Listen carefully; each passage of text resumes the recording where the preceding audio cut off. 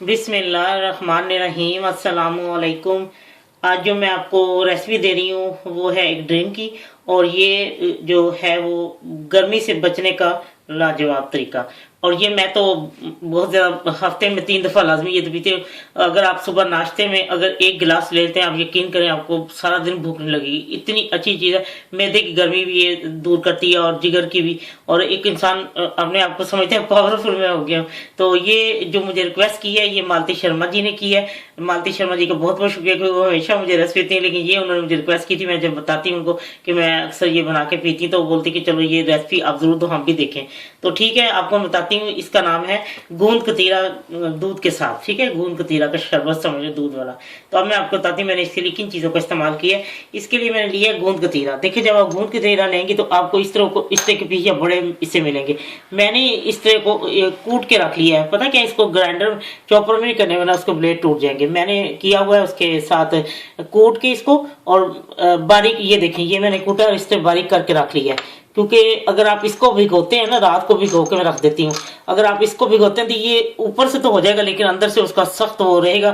चाहे आप जितना फिर उसको बार बार भिगोना पड़ता है, तो बेहतर है कि आप इसको छोटे से इसको कूट के छोटे छोटे पीस करके इस तरह रख लें। जब आपने बनाना है तो यकीन करें कि आपको लगेगा कि वाकई ये मैंने बहुत अच्छा काम किया कि इसको भिगो के फैला दिया। और 1 टेबल स्पून मैंने भिगोया था और ये सुबह फूल गया था, सारी रात भिगा रहा था। अब ये इस तरह हो गया फूल के।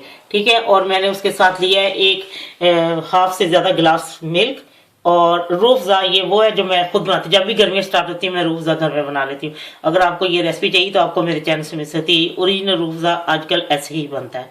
तो अब मैं आपको बताती हूँ कि मैं चीनी नहीं डालनी, अगर रूअफ़ज़ा डाली तो चीनी की जरूरत ही नहीं है। अब मैं आपको बताती हूँ कि कैसे तैयार करना है। मैं तो थोड़ा सा रूअफ़ज़ा डाल देती हूँ, उसकी खुशबू से अच्छा इतना होता है। जरूरी नहीं कि आप बहुत ज्यादा डालें। चले, मैं आप लोगों के लिए डाल देती हूँ, लेकिन इसकी खुशबू सिर्फ जो है ना, मुझे तो वही अच्छी आती है। और मैंने कभी भी चीनी नहीं डाली। और अब मैं ये डाल देती हूँ। पहले इसको मैं हल कर लेती हूँ।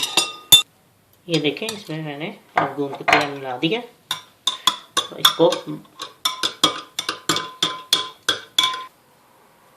लीजिए, रूअफ़ज़ा वाला गूंद कतीरे का शरबत दूध के साथ तैयार है।